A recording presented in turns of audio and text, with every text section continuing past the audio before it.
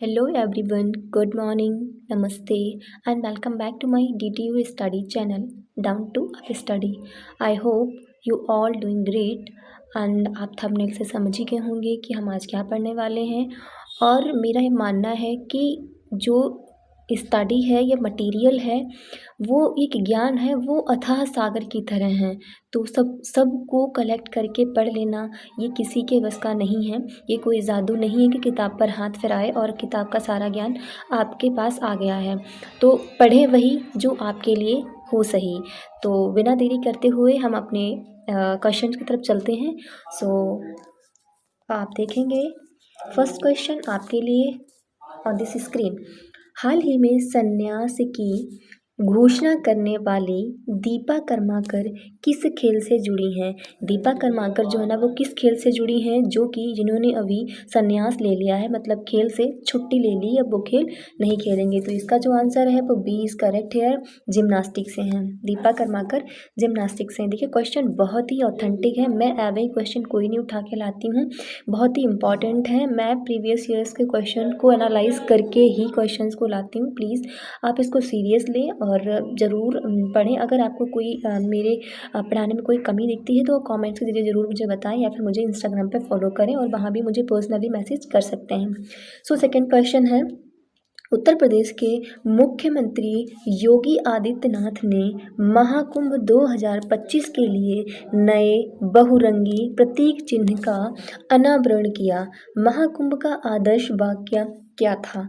तो क्या वो कुंभ सबके लिए, कुंभ हमें एकजुट करता है, या फिर सर्वसिद्धि प्रदाह कुंभ, कुंभ शांति लाता है? तो इसका जो आंसर है वो सी इज करेक्ट है, सर्वसिद्धि प्रदाह कुंभ। जो कुंभ है वो सभी प्रकार की आध्यात्मिक शक्तियाँ प्रदान करता है। इसका अर्थ हुआ सर्वसिद्धि प्रदाह कुंभ कि जो कुंभ है वो सभी प्रकार की आध्यात्मिक शक्तियाँ प्रदान करता है और सभी के लिए।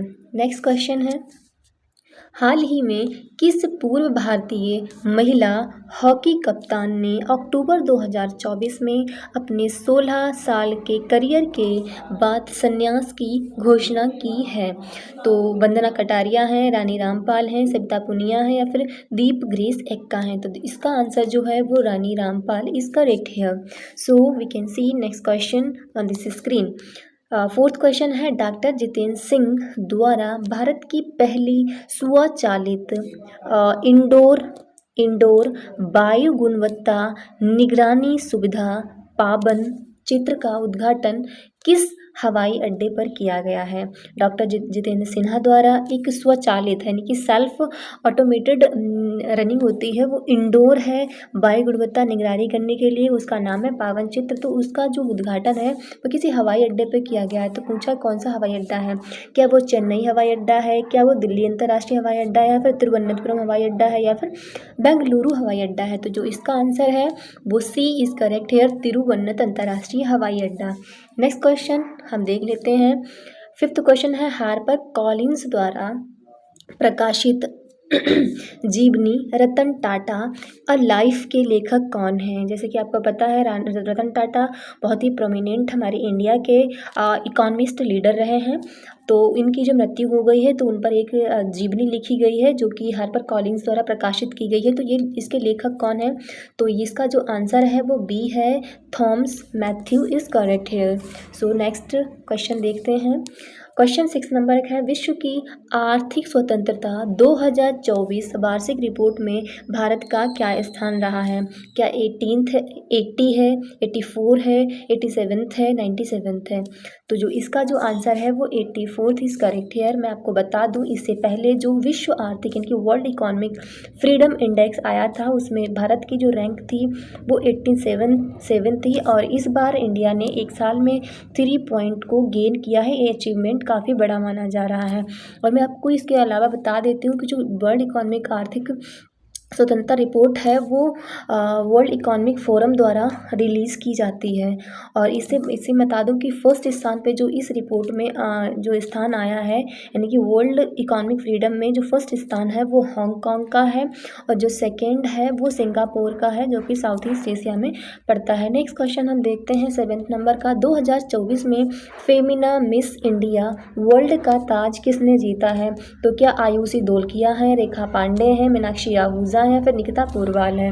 तो मैं आपको बता दूं कि जो इसका आंसर है वो निकिता पूर्वाल है, और जो उपविजेता रही हैं, फर्स्ट उपविजेता वो रेखा पांड्या है, जो कि दादर एंड नागर हवेली से हैं, और जो सेकेंड उपविजेता है वो आयुषी धोलकिया है।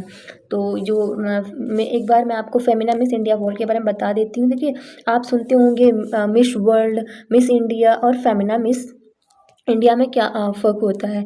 जो फेमिना मिस इंडिया होता है तो क्या होता है, जैसे कि हमारी इंडिया में एक सिर्फ इंडियन की ही जो वर्ल्ड मिस होती हैं उनको चूज़ किया जाता है इसमें कि इंडिया की कौन सी मिस इंडिया है। तो वो होता है, उनका एक फेस्टिवल होता है, उसको बोलते हैं फेमिना मिस इंडिया। और जब वो इंडिया की मिस बन जाती हैं, मिस इंडिया बन जाती हैं, फिर वो उन्हें वर्ल्ड लेवल पर कॉम्पिटिशन लेना पड़ता है, तो उसको बोलते हैं वर्ल्ड मिस, जो भी वर्ल्ड मिस बन जाती हैं। ठीक है, तो जैसे कि आपको पता है कि जो हमारी इंडिया की फर्स्ट जो मिस इंडिया मिस वर्ल्ड बनी थी वो रीता फारिया थी। नेक्स्ट क्वेश्चन हम देखते हैं। 8th नंबर का क्वेश्चन है, वैश्विक भुखमरी सूचकांक ग्लोबल हंगर इंडेक्स 2024 में भारत का स्थान क्या रहा है? तो क्या 95 है, 102 है, 105 है, या फिर 110 है? तो जो इसका आंसर है वो 105 इज करेक्ट है। नेक्स्ट क्वेश्चन देखते हैं 9th नंबर का कि 8वां भारत कजाकिस्तान संयुक्त सैन्य अभ्यास काजिंद 2024 कहाँ आयोजित किया गया है? तो क्या उत्तराखंड में, या जम्मू कश्मीर में, फिर हिमाचल में, या फिर गुजरात में? तो मैं आपको बता दूं इसका जो आंसर है वो ए इज़ करेक्ट है, उत्तराखंड में है। और जो कजाकिस्तान है, मैं आपको एक चीज़ बता देती हूँ कि जो हमारा एक संघाई कॉरपोरेशन ऑर्गेनाइजेशन है, उसमें उस ऑर्गेनाइजेशन में टोटल जो कंट्री हैं वो 7 शायद 8 हैं। उसमें हम और इंडिया, कजाकिस्तान, पाकिस्तान और ये सारी कंट्रीज आती हैं। कजाकिस्तान जस्ट हमसे मतलब एशिया की, जो एशिया है ना, रशिया है जो उसके जस्ट नीचे पड़ता है कजाकिस्तान और रशिया का। ये रशिया है और ये यहाँ पर कजाकिस्तान है। कजाकिस्तान का जो बॉर्डर है वो उससे कैस्पियन सागर से भी लगता है। ओके, सो नेक्स्ट क्वेश्चन देखते हैं। देखिए, मैप ज़रूर देखा करें, मैप से काफ़ी चीज़ें आपकी क्लियर हो जाती हैं। मुझे तो, मैं सच बताऊँ आपको, मुझे बोले कि एशिया का मैप बना दीजिए, एक एक कंट्री लोकेट कर दीजिए, मैं एकदम अच्छे से कर दूँगी, मुझे इतना रट चुका है। नेक्स्ट क्वेश्चन देखते हैं 10th नंबर। प्रधानमंत्री ग्रामीण आवास योजना में समतल क्षेत्रों, जहाँ पर मतलब पहाड़ नहीं है तो उन क्षेत्रों की बात की गई। समतल क्षेत्रों में इकाई सहायता की लागत केंद्र और राज्य सरकारों के बीच किस अनुपात में साझा की गई है? देखिए, जैसे कि स्कीम्स आती हैं, कोई भी स्कीम, ग्रामीण आवास योजना हो गई या फिर फसल बीमा योजना हो गई, कोई भी हो गई, तो वो सरकार, केंद्र और राज्यों के बीच कुछ बंटवारा होता है। तो स्कीम जो है ना वो 3 तरह की होती हैं। स्कीम जो है ना, स्कीम 3 तरह की होती हैं। एक स्कीम होती है जो सेंटर की अपनी होती है, जिसको सेंटर स्कीम बोलते हैं। ठीक है। सेकेंड जो होती है वो स्टेट की स्कीम अपनी होती है, स्टेट अपने लाती है, अपने मतलब पैसे खर्चे पर। एक होती है केंद्र और राज्यों के बीच की, यानी केंद्र और राज्य दोनों का कंट्रीब्यूशन होता है, उसको बोलते हैं सेंटर स्पॉन्सर्ड स्कीम। ठीक है। तो अभी जो प्रधानमंत्री ग्रामीण आवास योजना है, ये देखिए दो है। जो यूपी में हमारे मुख्यमंत्री ग्रामीण आवास योजना भी चल रही है, वो उसको बोलेंगे हम स्टेट स्कीम है। ठीक है। और ये जो प्रधानमंत्री ग्रामीण आवास योजना है, इसको हम क्या बोलेंगे? सेंटर स्पॉन्सर्ड, इसको बोलेंगे सेंटर स्पॉन्सर्ड स्कीम। ठीक है। तो इन्होंने पूछा है कि केंद्र और राज्य का कंट्रीब्यूशन कितना है। तो कंट्रीब्यूशन भी 3 तरीके से किया जाता है। जहाँ पर सेंटर स्कीम होती हैं, वहाँ पर क्या होता है, जो पहाड़ी इलाके होते हैं जहाँ पर, वहाँ पर अगर कोई स्कीम अगर लागू की जाती है तो वहाँ पर 90 रेशियो 10 होता है, क्योंकि जो 90 होता है वो केंद्र का कंट्रीब्यूशन होता है और 10 होता है वो राज्य का कंट्रीब्यूशन होता है।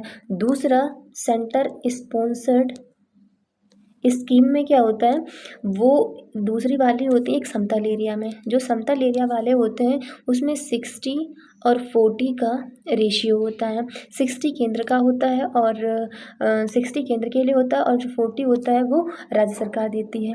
एक होता है सेंट्रल स्पॉन्सर्ड स्कीम में क्या होता है, एक रेशियो शायद पूरब के लिए होता है, मतलब होता है वो उसमें होता है 40 और 60 का रेशियो।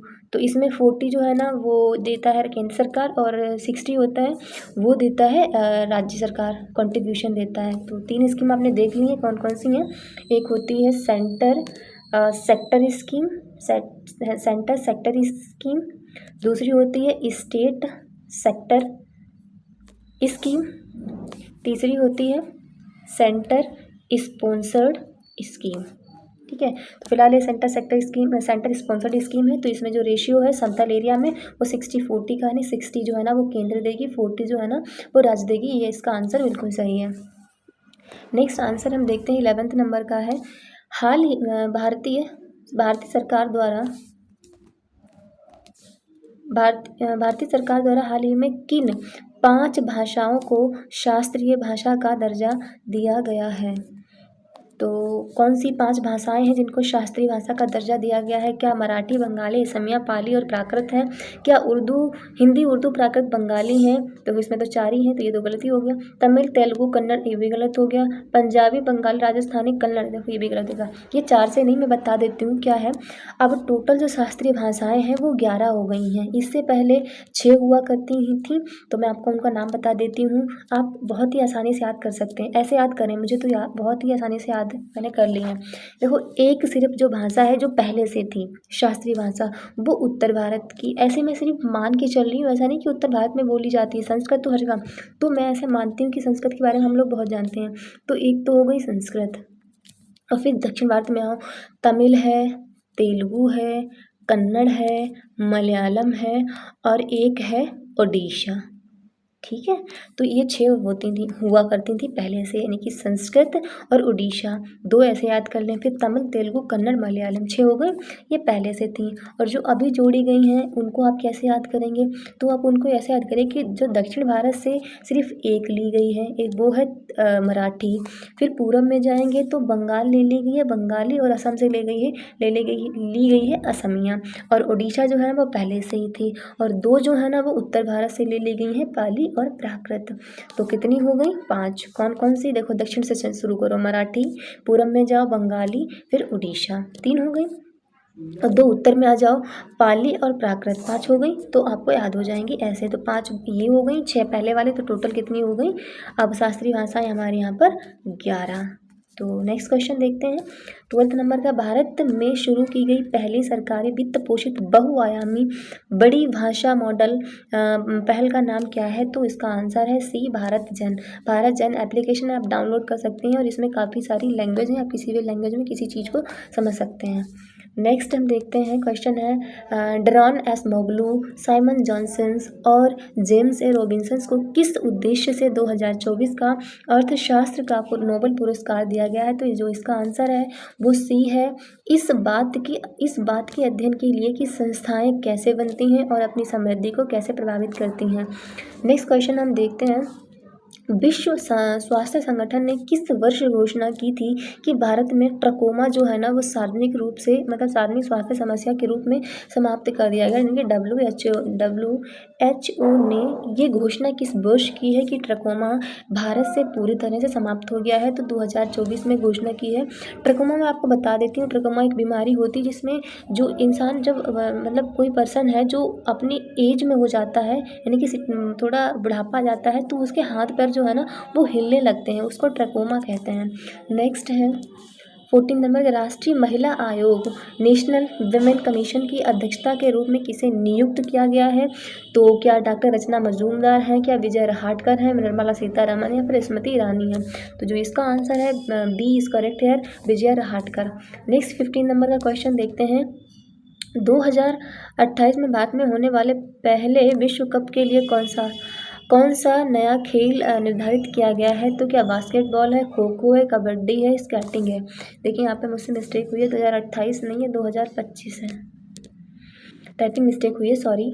2025 में भारत में जो होने वाला पहला विश्व कप इसमें कौन सा नया खेल जोड़ा गया है, तो वो है answer B, kho kho. Next question देखते हैं हम 16 नंबर का, जो कि हमारा last question, this is last question today's class. So question is here, भारतीय वाणिज्य एवं उद्योग मंत्रालय के अध्यक्ष के रूप में किसे नियुक्त किया गया है, तो क्या मुकेश अंबानी है, रतन टाटा जी तो निपट चुके हैं, तो वो कैसे हो सकते हैं, अभुदय जिंदल है, या फिर ANR नारायण मूर्ति हैं। तो इसका जो आंसर है वो सी आंसर इज करेक्ट है। So this is today's all guys.